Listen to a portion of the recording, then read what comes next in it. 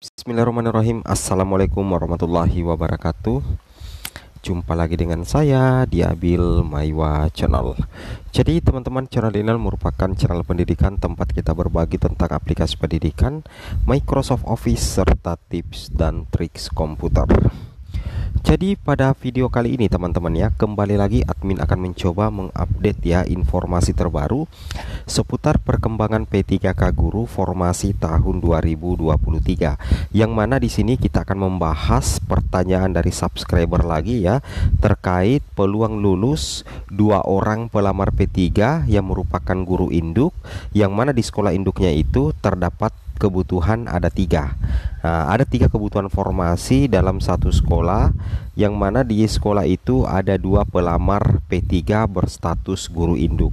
Kira-kira bagaimana potensi kelulusan P3 di sekolah induk teman-teman, atau bagaimana posisi P3 guru sekolah induk.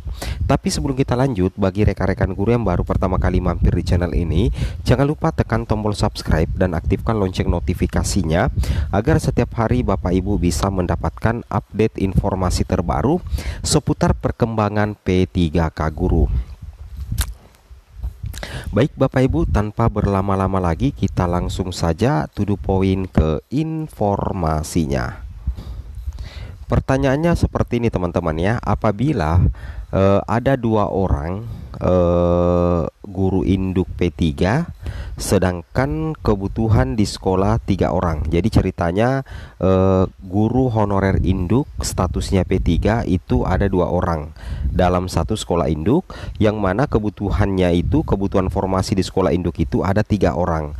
Maksudnya di sini 2 orang honor yang pegang kelas. Nah, jadi 2 orang honor yang pegang kelas, sedangkan ada 1 kosong kelas.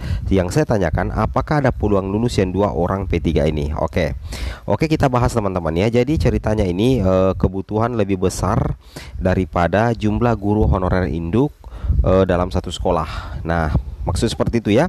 Jadi ada 2 guru honorer induk status P3.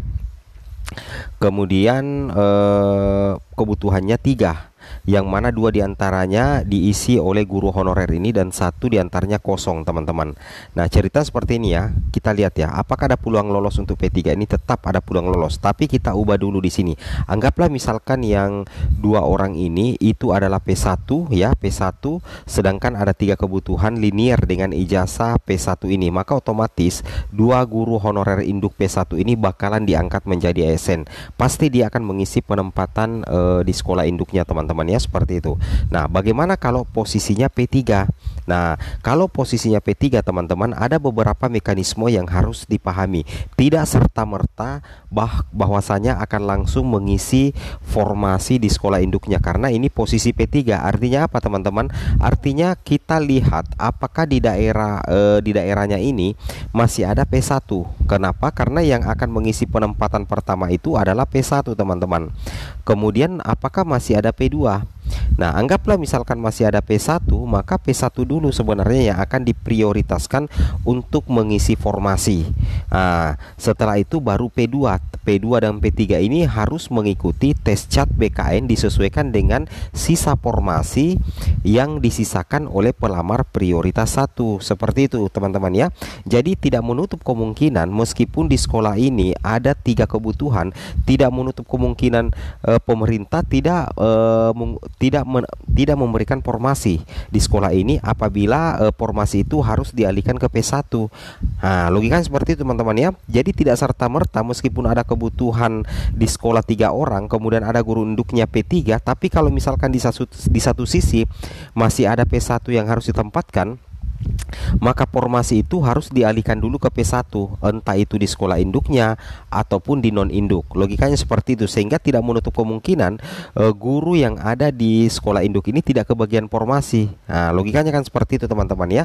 Tapi kalau misalkan sudah ada penempatan P1 ini sudah selesai, kemudian jatah P2 juga sudah aman, maka secara otomatis maka P3 ini sangat berpeluang mengisi kebutuhan formasi yang ada di sekolah induk mereka. Tapi ada mekanismenya, tidak langsung mengisi formasi teman-teman, tetapi tetap diprioritaskan karena dia guru induk, tetap diprioritaskan karena dia adalah merupakan guru sekolah induk teman-teman ya. Jadi solusinya bagaimana? Ada dua aturannya. Yang pertama itu harus lulus seleksi administrasi ya. Oke, setelah itu mengikuti tes CAT BKN dan mendapatkan nilai ranking tertinggi. Logikanya seperti itu ya, mendapatkan nilai ranking tertinggi. Anggaplah kedua guru honorer induk ini mendapatkan nilai ranking tertinggi, maka pemerintah akan mengalokasikan formasi di sekolah induk mereka. Logikanya seperti itu ya, caranya seperti itu ya. Kenapa seperti itu?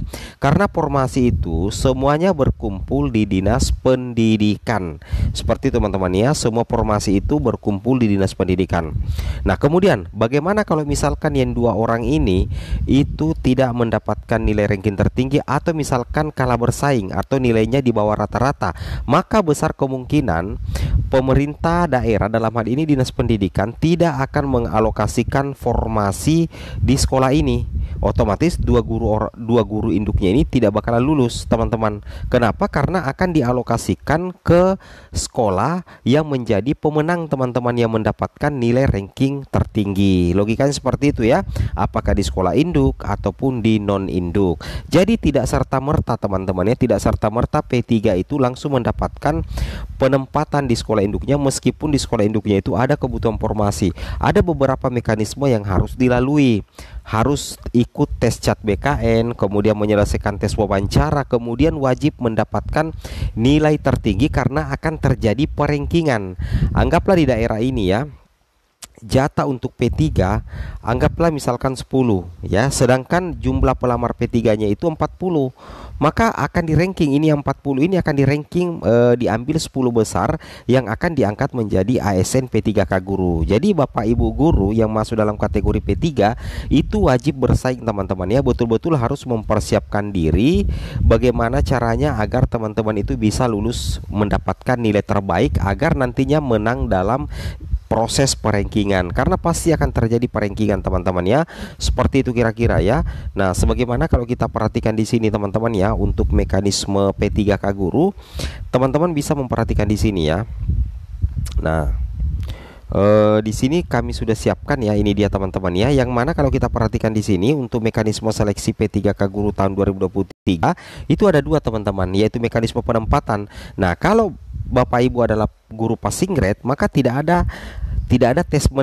tes lagi teman-teman. Jadi tinggal di ranking ya, berdasarkan urutan prioritas dan urutan nilai di tahun 2021. Nah, jika misalkan masih tersedia formasi, nantinya Bapak Ibu ya, itulah nantinya yang akan diperebutkan melalui seleksi menggunakan CAT untuk P2 dan P3 teman-teman ya. Nah, logika seperti itu ya. Jadi nanti Bapak Ibu wajib untuk mendapatkan nilai tertinggi ya, karena itu menjadi salah satu penentu utama. Kenapa bisa seperti itu teman-teman ya? Karena teman-teman harus melihat bahwa untuk formasi itu seluruhnya ada pada dinas pendidikan. Jadi sudah tidak ada lagi formasi di sekolah, yang ada di sekolah itu kebutuhan. Tapi nanti itu kebutuhan itu akan diisikan formasi berdasarkan kelulusan dari P1, P2, P3. Siapa yang mendapat ranking tertinggi, maka dialah nantinya yang akan dialokasikan formasi di sekolah induknya sepanjang ada kebutuhan.